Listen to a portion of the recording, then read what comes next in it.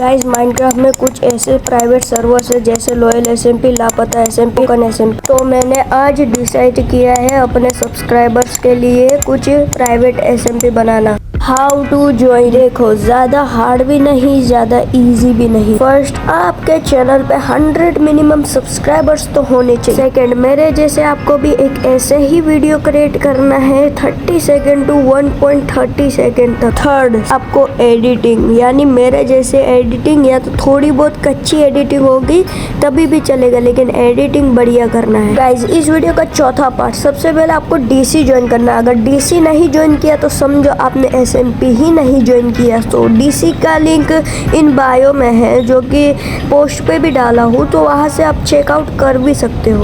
Okay guys, video अच्छा लगा हो तो लाइक कर देना, मेरे चैनल को सब्सक्राइब कर देना, क्योंकि 1K में बहुत ही ज़्यादा करीब है, तो एसएमपी कंटेंट के लिए रेडी है।